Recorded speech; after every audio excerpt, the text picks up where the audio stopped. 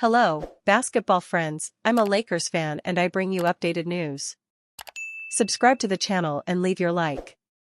The Lakers are a good team, but they could improve next season by signing a big man to start and an elite shooter to be the sixth man. Buddy Hield of the Golden State Warriors has always had his name linked to the Lakers, and the Warriors should start rebuilding the team, and this will be an opportunity to bring Buddy Hield. The Warriors bench will be greatly improved with Buddy Hield, and if he is excited, he can make a lot of three-pointers. Rumors: Lakers looking to sign a sixth man, and Buddy Hield is a great name.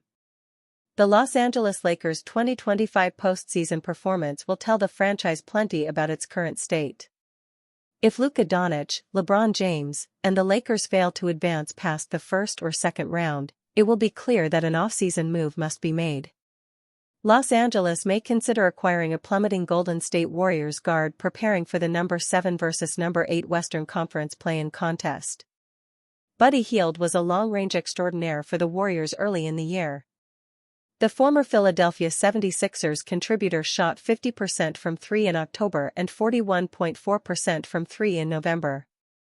However, Hield's efficiency hasn't been as dependable lately, which explains why Sir Charles in Charge's Michael Sines believes the Oklahoma product could get traded this summer. Since the arrival of Jimmy Butler, the Warriors have looked like a completely different team, one that is prepared to make a run in the NBA playoffs, Sir Charles in Charge's Michael Sines wrote Sunday. It's hard to predict what contract the Warriors would want to explore removing from their books, but I do wonder if Buddy Hield could be a candidate. After what was an extremely hot start to the season, Hield has had a pretty up-and-down year for the Warriors.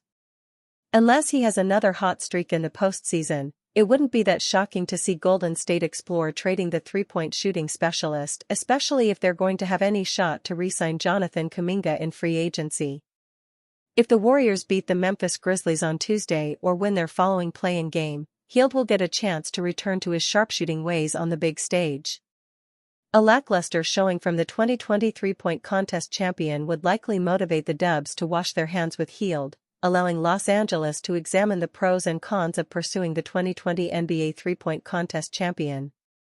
Hield, a ninth-year pro, is a 39.7% career long-range shooter, making him a proven threat from deep when in rhythm.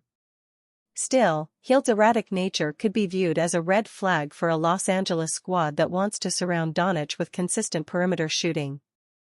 At the very least, Hield should receive moderate interest from the Lakers in the offseason. Rich Paul says Austin Reaves is the X-factor in Lakers vs Timberwolves matchup. Rich Paul opens up on Lakers' upcoming first-round series. In a recent chat on the Pat McAfee Show, NBA agent Rich Paul of Clutch Sports gave a preview of the upcoming Lakers/Timberwolves series. Since Los Angeles Lakers star LeBron James is his top client, Paul will no doubt be watching them closely this postseason, and he believes the Timberwolves posed a very significant threat. That's not going to be an easy one for anybody. Anytime you're dealing with that youth and size the Timberwolves have, Paul said.